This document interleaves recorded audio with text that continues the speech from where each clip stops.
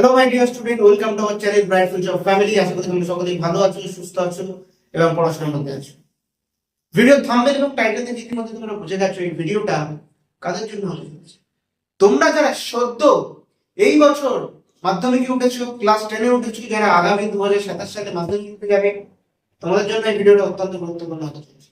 হয়তো এখন থেকে তোমরা প্রস্তুতি শুরু করে দিয়েছো মাধ্যমিকের জন্য, তবে আর কিছুদিন পরে তোমাদের প্রত্যেকের স্কুলের প্রথম পর্যায়ে হতে চলেছে।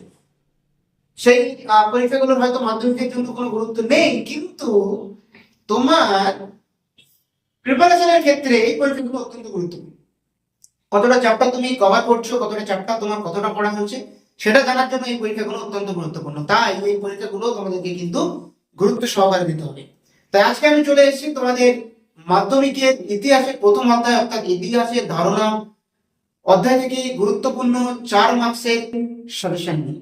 এই অধ্যায় থেকে যে কটি 4 মার্কসের প্রশ্ন আজকে আমি তোমাদের সাজেশন হিসেবে দেব, এর মধ্যে থেকেই তোমরা পশ্চিমবঙ্গের যে কোনো স্কুল থেকে পরীক্ষা দিয়ে থাকো কিনা 4 মার্কসের প্রশ্ন কিন্তু এখান থেকে তোমরা কমন পাবে। সঙ্গে এই ভিডিওটা তোমাদের 2027 পরীক্ষা সাজেশন হিসেবেও গণ্য হবে। তোমরা সকলেই জানো এইবারের 2026 মাধ্যমিকে কিন্তু প্রথম অধ্যায় থেকে কোনো প্রশ্নই আসেনি। তাই 2027 মাধ্যমিকে তোমাদের প্রথম অধ্যায়টা অত্যন্ত গুরুত্বপূর্ণ। এখান থেকে দুটো থেকে তিনটে 4 মার্কসের প্রশ্ন তোমাদের দেবেই দেবে। তো সেই দিকে লক্ষ্য রেখে সঙ্গে প্রথম পর্যায়ে তুমি মূল্যায়ন পরীক্ষার দিকে লক্ষ্য রেখেও আজকের এই ভিডিওটা আমি তৈরি করছি। আজকের ভিডিওতে আমি আলোচনা করব প্রথম অধ্যায় ইতিহাসের ধারণা থেকে গুরুত্বপূর্ণ 4 মার্কসের প্রশ্ন নিয়ে। তো আর বেশি কথা বাড়াবো না, একেবারে ভিডিওর মূল অংশে চলে যাব, যেখানে আমরা প্রশ্নগুলো একে একে আলোচনা করব। তবে ভিডিওর শুরু করার আগে তোমাদের কাছে একটা আবেদন, ভিডিওটা প্রথম থেকে শুরু করে শেষ পর্যন্ত অবশ্যই দেখো, যাতে করে প্রত্যেকটা প্রশ্ন তোমরা ভালোভাবে বুঝতে পারো। তো চলো শুরু করা যাক। কোন প্রশ্নগুলো আমি তোমাদের জন্য রেখেছি সেগুলো দেখে নিও।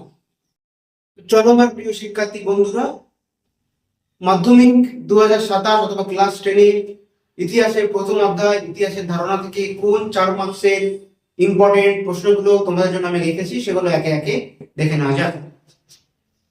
প্রথম যে প্রশ্নটা এই যে ইতিহাসের ধারণা চ্যাপ্টার থেকে অত্যন্ত ইম্পর্টেন্ট হতে চলেছে, সেটা হলো নিম্নবর্গীয় ইতিহাস বিশ্লেষণ করো, বা নিম্নবর্গীয় ইতিহাস কি, বা নিম্নবর্গীয় ইতিহাস কি সেই সম্পর্কে আলোচনা করো। এটা একটি অত্যন্ত গুরুত্বপূর্ণ প্রশ্ন, একেবারে এই চ্যাপ্টারের কোর প্রশ্ন এটি। এই প্রশ্নটা অনেক স্কুলে দিয়ে থাকি, এমনকি মাধ্যমিক 2027 এর জন্য একটা ইম্পর্টেন্ট প্রশ্ন। সেকেন্ড প্রশ্ন তোমাদের জন্য যেটা ইম্পর্টেন্ট হচ্ছে কি, ভারতীয় ফুটবল খেলা কিভাবে জাতীয়তাবোধে বিকাশে সাহায্য করে, বা ভারতীয় ফুটবল খেলা কিভাবে জাতীয়তাবোধ বিকাশে সাহায্য করে। আমরা সকলে জানি মোহনবাগান দল 1911 সালে আইএফএ জয়লাভ করেছিল, সেখান থেকেই ভারতে প্রফেশনালি ভাবে ফুটবল খেলার উৎপত্তি। এই ফুটবল খেলা ভারতীয়দের জাতীয়তাবোধ বিকাশে কিভাবে সাহায্য করে সেটা সম্পর্কে কিন্তু 4 মার্কসে তোমাদের প্রশ্ন একটা দিতে পারে, এবং এটা অত্যন্ত একটা গুরুত্বপূর্ণ।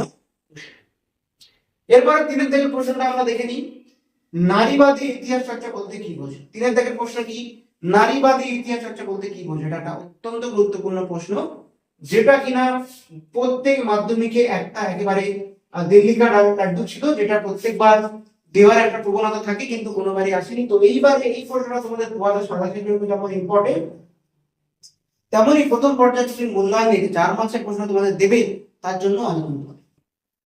এরপর দেখে নেওয়া যাক, চলো 4 থেকে প্রশ্নটি কি রেখেছি তোমাদের জন্য, ইতিহাসের তথ্য বিশ্লেষণে ইন্টারনেটের সুবিধা ও অসুবিধাগুলি আলোচনা করো। এটাও আরো একটি টপ মোস্ট ইম্পর্টেন্ট প্রশ্ন, কিন্তু তোমাদের জন্য 4 মার্কসের সেকশনে হতে চলেছে।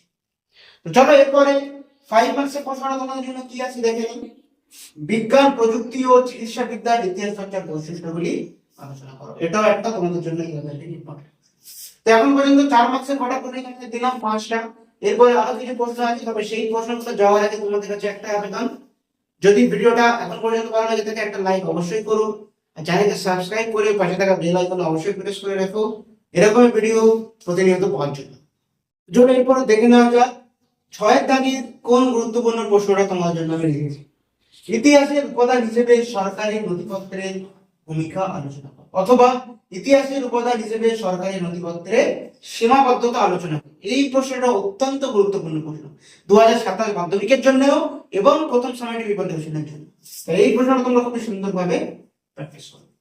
7 নম্বরের প্রশ্নটা কি, টিকা লেখো 70 বছর, আধুনিক ইতিহাসে উপাদান হিসেবে 70 বছরের গুরুত্ব লেখো। এটাও একটা ইম্পর্টেন্ট প্রশ্ন, তবে এর থেকে লেস ইম্পর্টেন্ট প্রশ্ন। আগের দাগে কি প্রশ্ন রেখেছি, আধুনিক ইতিহাসের উপাদান রূপে জীবন স্মৃতির গুরুত্ব আলোচনা করবো। এটা সেই রবীন্দ্রনাথের লেখা জীবন স্মৃতি, এবং এটা অত্যন্ত অত্যন্ত গুরুত্বপূর্ণ একটা কিন্তু প্রশ্ন। এই যে জীবন স্মৃতির গুরুত্ব 4 মার্কসের সেগমেন্টের প্রথম অধ্যায় থেকে একটা অত্যন্ত গুরুত্বপূর্ণ প্রশ্ন। এই প্রশ্নটা তোমরা সুন্দরভাবে করে দেবে। এবং সবার শেষ 9 দাগের প্রশ্নটা কি, ঐতিহাসিক উপাদান রূপে বঙ্গদর্শনের গুরুত্ব লেখো। তাহলে বুঝতে পারলে, দেখে নাও প্রশ্নগুলো একবার। অর্থাৎ করছি এই যে 9টি প্রশ্ন তোমাদের আজকে আমি দিলাম, এই 9টি প্রশ্ন প্রথম অধ্যায় থেকে তোমরা যদি খুবই ভালোভাবে তৈরি করে যেতে পারো, তাহলে প্রথম পর্যায়ে তুমি মূল্যায়নের জন্য তোমরা একেবারে পারফেক্ট অবস্থানে থাকবে। সঙ্গে 2027 মাধ্যমিকের যে 4 মার্কসের প্রথম অধ্যায় থেকে যে প্রশ্নগুলো আছে তার সাজেশন হিসেবে এগুলো কিন্তু গণ্য হবে, এবং এখন থেকে তোমরা পড়াশোনা স্টার্ট করতে পারবে। যদি প্রথম পর্যায়ে তুমি মূল্যায়নেই ভালোভাবে করে নাও, তাহলে 2027 মাধ্যমিকের জন্য তোমরা অনেকটাই কিন্তু এগিয়ে থাকবে। তো আশা করছি আজকের ভিডিওতে বলা প্রত্যেকটা প্রশ্ন তোমরা খাতাতে নোট ডাউন করে নিয়েছো ভালোভাবে, এবং একে একে দ্বিতীয় অধ্যায় তৃতীয় অধ্যায় এরকম করে করে কিন্তু এরপরে 8 নাম্বার 4 নাম্বার এমনকি 2 মার্কসের প্রশ্ন কিন্তু সাজেশন ভিডিও এই চ্যানেলে কিন্তু তোমরা একে একে পেয়ে যাবে। তাই আজই চ্যানেলকে সাবস্ক্রাইব করো, এবং এই ভিডিওটা যদি ভালো লেগে থাকে একটা লাইক অবশ্যই করো, এবং ভিডিওটি শেয়ার করে বন্ধুদেরকে জানাতেও ভুলো না। তো আজকের ভিডিও পর্যন্ত, দেখা হচ্ছে পরবর্তী নতুন কোনো ভিডিওতে।